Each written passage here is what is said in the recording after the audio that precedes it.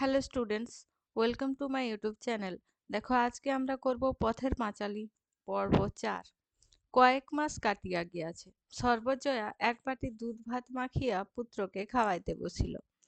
দেখি, হাঁ কর, তোমার কপালখানা, মন্ডা না মেঠাই না, দুটো ভাত আর ভাত। তার ছেলের দশা দেখলে আহ, হয়ে আসে। রোজ ভাত খেতে বসে মুখ কাঁচুমাচু। বাঁচবে কি খেয়ে? বাঁচতে কি এসেছো? আমায় জ্বালাতে এসেছো বই তো নয়। ওরকম মুখ ঘুরিও না, ছি। হাঁ করো লক্ষ্মী, দেখি এই দলাটা হলেই হয়ে গেল। আবার ওবেলা টুনুদের বাড়ির মনসার ভাসান হবে। তুই জানিস নে বুঝি? শিগগির খেয়ে নিয়ে চল, আমরা সব। দুগ্গা বাড়ি ঢুকলো। কোথা হইতে ঘুরিয়া আসিতেছে। এক পা ধুলা, কপালের সামনে একগোছা চুল সোজা হইয়া প্রায় 4 আঙুল উঁচু হইয়া আছে। সে সব সময় আপন মনে ঘুরিতেছে। পাড়ার সমবয়সী ছেলেমেয়ের সঙ্গে তাহার বড় একটা খেলাধুলা নাই। কোথায় কোন ঝোপে বৈচি পাকিল, কাদের বাগানে কোন গাছটায় আমের গুটি বাঁধিয়াছে, কোন বাঁশতলায় শেয়াকুল খাইতে মিষ্ট, এইসব তাহার নক্ষতর্পণে। পথে চলিতে চলিতে সে সর্বদা পথের দুই পাশে সতর্ক দৃষ্টিতে চাহিয়া দেখিতে চলিয়াছে। কোথাও কাঁচ পোকা বসিয়া আছে কিনা। যদি কোথাও কণ্টিকারি গাছের পাকা ফল দেখিতে পাইল, তৎক্ষণাৎ খেলাঘরের বেগুন করিবার জন্য তাহা তুলিতে বসিয়া যাইবে। হয়তো পথে কোথাও বসিয়া সে নানা রকম খাপরা লইয়া ছুড়িয়া পরীক্ষা করিয়া দেখিতেছে গঙ্গা যমুনা খেলায় কোনখানা ভালো তাক হয়। পরীক্ষা যেখানে ভালো বলিয়া প্রমাণিত হইবে, সেখানা সে সযত্নে আঁচলে বাঁধিয়া লইবে। সর্বদাই সে পুতুলের বাক্স ও খেলাঘরের সরঞ্জাম লইয়া মহাব্যস্ত।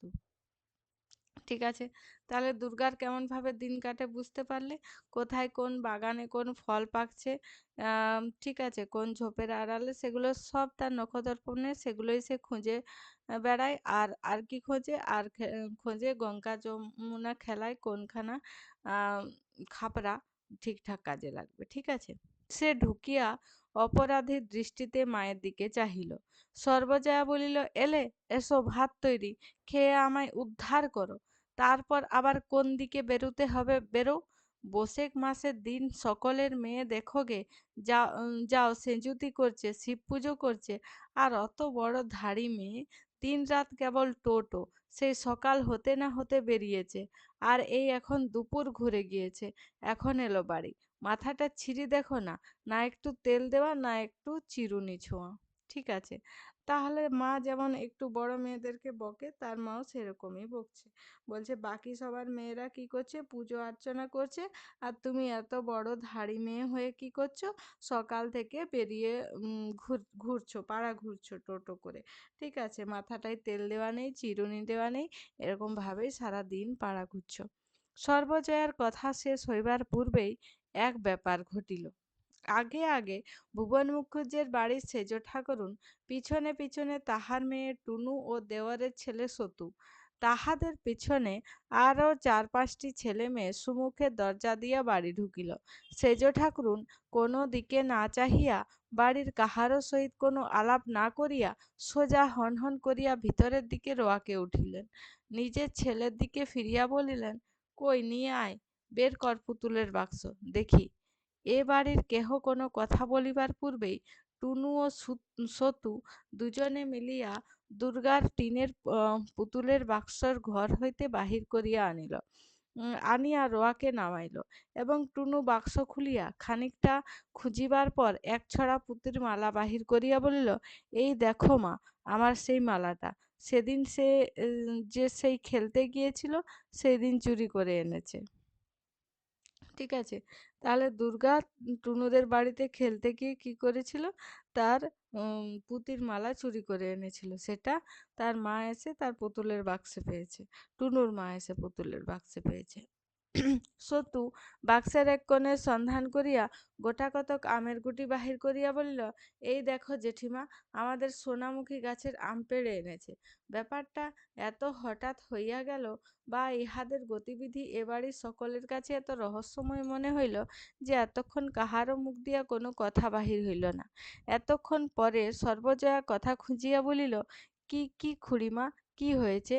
পরে সে রান্নাঘরের দাওয়া হইতে ব্যগ্রভাবে উঠিয়া আসিল। তাহলে কি হয়েছে কি হয়েছে করে সর্বজয়া কার কাছে আসলো? সেজ খুড়ির কাছে। ঠিক আছে? এই দেখো না কি হয়েছে, কীর্তিখানা দেখো না একবার। তোমার মেয়ে সেদিন খেলতে গিয়ে টুনুর পুতুলের বাক্স থেকে এই পুতির মালাটা চুরি করে নিয়ে এসেছে। মেয়ে কদিন থেকে খুঁজে খুঁজে হয়রান। তারপর সতু গিয়ে বলল যে, তোর পুতির মালা দুর্গা দিদির বাক্সের মধ্যে দেখে এলাম। দেখো একবার কাণ্ড। তোমারও মেয়ে কম নাকি? চোর, চোরের বেহদ্দ চোর। আর ওই দেখো না, বাগানের আমগুলোর গুটি পড়তে দেরি সয় না, চুরি করে নিয়ে এসে বাক্সে লুকিয়ে রেখেছে। ঠিক আছে, তাহলে দুর্গাকে তারা কি বলছে? চোর। দুর্গা চুরি করে এনেছে সব। আহ যুগপৎ দুই চুরির অতর্কিতায় আড়ষ্ট হইয়া দুর্গা পাঁচিলের গায়ে ঠেস দিয়া দাঁড়াইয়া ঘামিতেছিল। ঠিক আছে? দুর্গার এখন ঘাম দিচ্ছে, বলছে এবারে তো আমার হয়েছে আজকে। সর্বজয়া জিজ্ঞাসা করিল, এনেছিস এই মালা ওদের বাড়ি থেকে? দুর্গা কথার উত্তর দিতে না দিতেই সেজবউ বলিল, না আনিলে কি আর মিথ্যে করে বলছি নাকি? বলি এই আম কটা দেখো না, সোনামুখী আম চেনো চেনো না নাকি? ও কি মিথ্যে কথা? সর্বজয়া অপ্রতিভ হইয়া বলিল, না সেজ খুড়ি, আপনার কথা মিথ্যে তা তো বলিনি।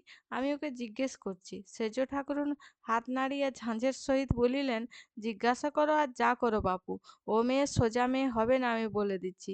এই বয়সে যখন চুরিবিদ্যে ধরেছে, তখন এরপর যা হবে সে টেরই পাবে। চল রে সতু, নে আমের গুটিগুলো বেঁধে নে। বাগানের আমগুলো লক্ষ্মী ছাড়া ছুরির জ্বালায় যদি চোখে দেখবার জো আছে। ঠিক আছে, তাহলে বাগানের আমের গুটিগুলো শুদ্ধ সে নিয়ে চলে গেল। আপন মনে আপন মনে দুঃখে সর্বজয়ার চোখে জল আসিল। সে ফিরিয়া দুর্গার রুক্ষ চুলের গোছা টানিয়া ধরিয়া ডাল ভাত মাখা হাতেই দূর দাঁড় করিয়া তাহার পিঠে কিলের উপর কিল ও চড়ের উপর চড় মারিতে মারিতে বলিতে লাগিল, আপদ বালাই একটা কোত্থেকে এসে জুটেছে।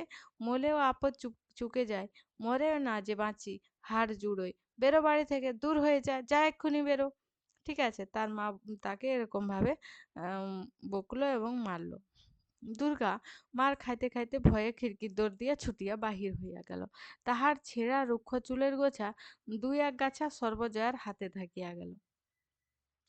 অপু খাইতে খাইতে অবাক হইয়া সমস্ত ব্যাপার দেখিতেছিল। দিদি পুতির মালা চুরি করিয়া আনিয়াছে কিনা তাহা সে জানে না। পুঁতির মালাটা সে ইহার আগে কোনোদিনও দেখে নাই।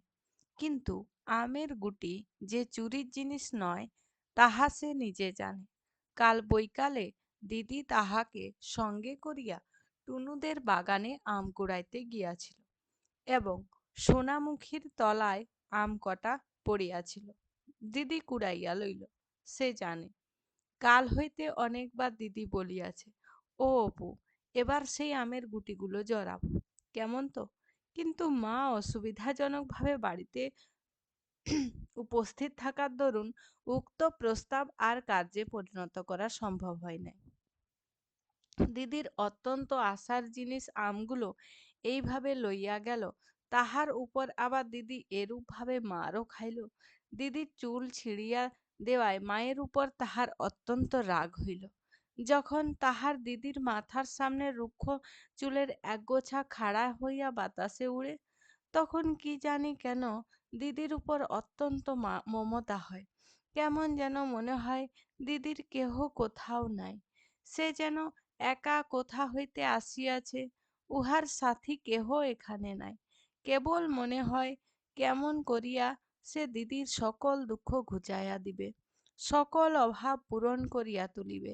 তাহার দিদিকে সে এতটুকু কষ্টে পড়িতে দিবে না। তাহলে তার মা দিদিকে মারলো, সে দেখে অপুর ভীষণ রাগ হচ্ছে, এবং সে মনে মনে ভাবছে সে দিদির কোনোদিন কষ্ট হতে দেবে না। খাওয়ার পরে অপু মায়ের ভয়ে ঘরের মধ্যে বসিয়া পড়িতে লাগিল, কিন্তু তাহার মন থাকিয়া থাকিয়া কেবলই বাহিরে ছুটিয়া যাইতেছিল। বেলা একটু পড়িলে সে টুনুদের বাড়ি, পটলিদের বাড়ি, নেড়াদের বাড়ি, একে একে সকল বাড়ি খুঁজিল। দিদি কোথাও নাই। রাজকৃষ্ট পালিতের স্ত্রী ঘাট হইতে জল লইয়া আসিতেছিলেন। তাহাকে জিজ্ঞাসা করিল, জেঠিমা, আমার দিদিকে দেখেছ? সে আজ ভাত খায়নি, কিচ্ছু খায়নি। মা তাকে আজ বড্ড মেরেছে। মার খেয়ে কোথায় পালিয়েছে দেখেছ জেঠিমা? বাড়ির পাশের পথ দিয়া যাইতে যাইতে ভাবিল, বাঁশবাগানে সে যদি বসিয়া থাকে। সেদিকে গিয়া সমস্ত খুঁজিয়া দেখিল। সে খিড়কির দরজা দিয়া বাড়ি ঢুকিয়া দেখিল বাড়িতে কেহ নাই।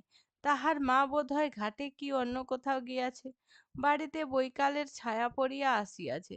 সম্মুখে দরজার কাছে যে বাঁশঝাড় ঝুঁকিয়া পড়িয়াছে, তাহার একগাছা ঝুলিয়া পড়া শুকনো কঞ্চিতে তাহার পরিচিত সেই ল্যাজ ঝোলা হলদে পাখিটা বসিয়া আছে।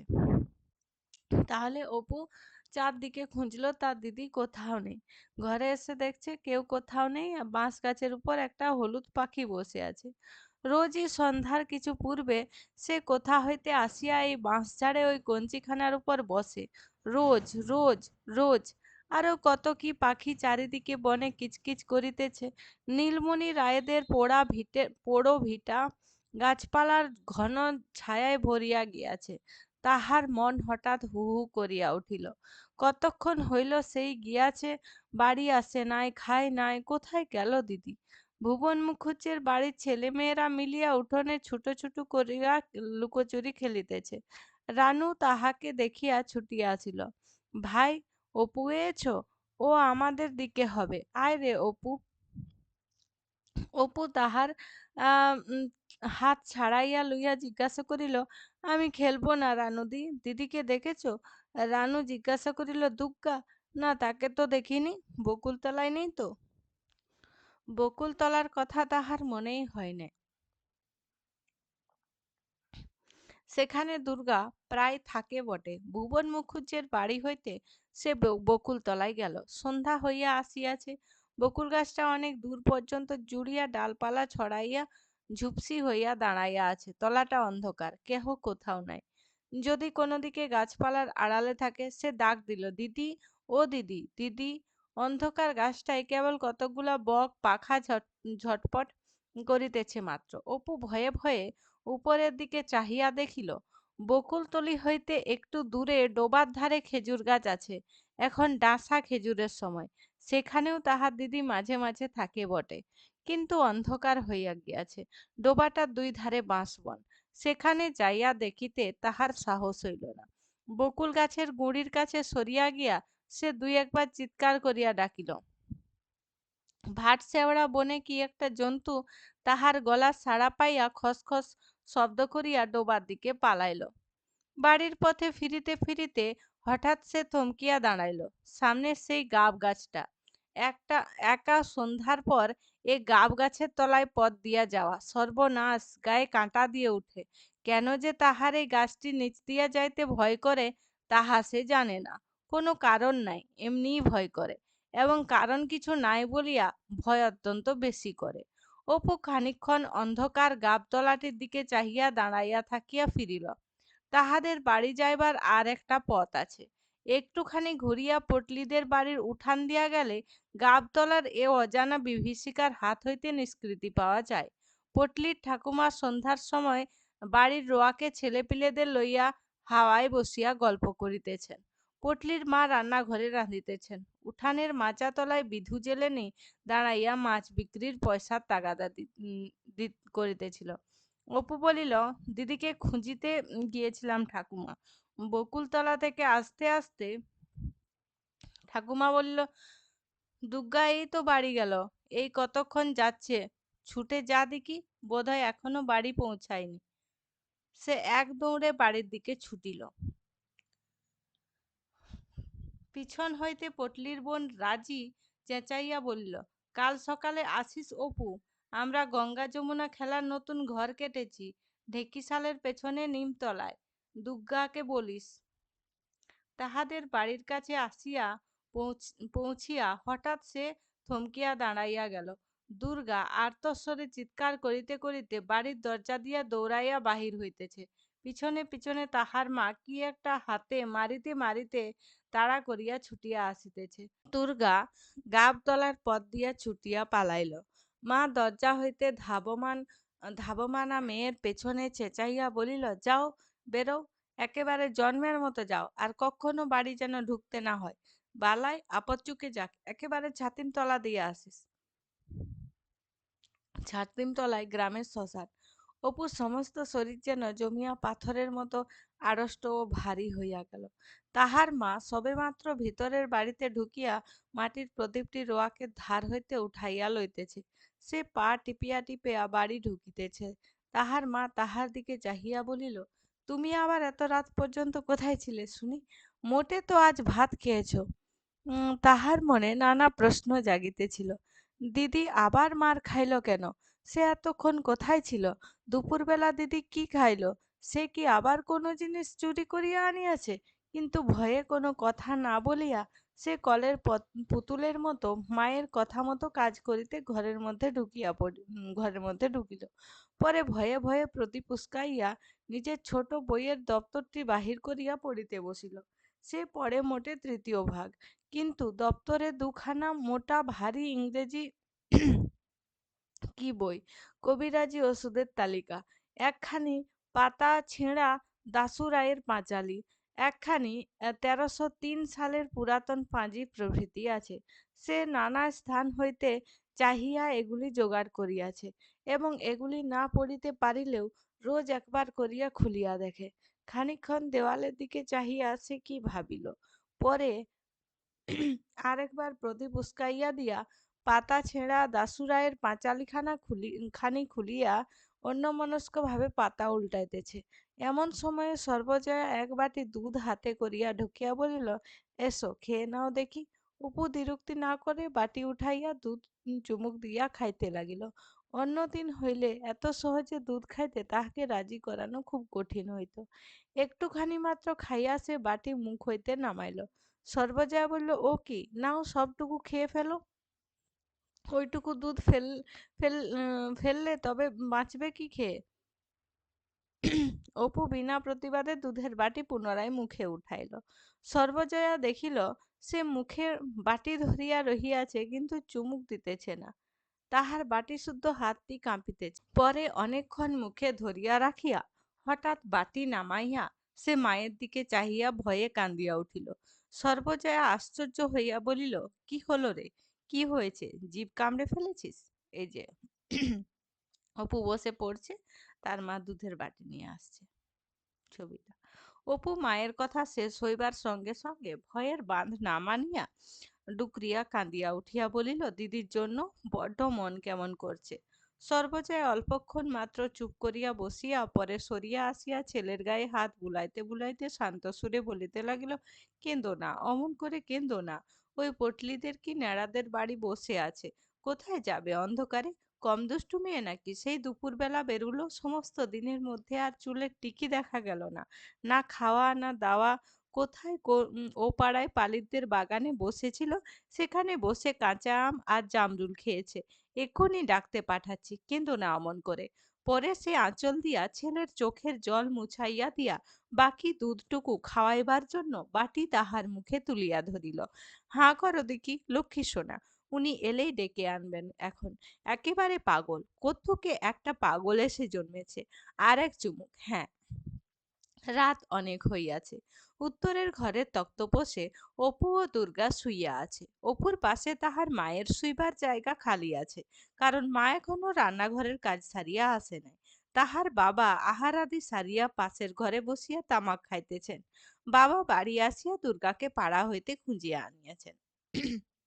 বাড়ি আসিয়া পর্যন্ত দুর্গা কাহার সঙ্গে কোনো কথা বলে নাই। খাওয়া দাওয়া সারিয়া আসিয়া চুপ করিয়া শুইয়াছে। অপু দুর্গার গায়ে হাত দিয়া জিজ্ঞাসা করিল, দিদি, মা কি দিয়ে মেরেছিল রে সন্ধ্যাবেলা? তোর চুল ছিঁড়ে দিয়েছে? দুর্গার মুখে কোনো কথা নাই। সে পুনরায় জিজ্ঞাসা করিল, আমার উপর রাগ করেছিস দিদি? আমি তো কিছু করিনি।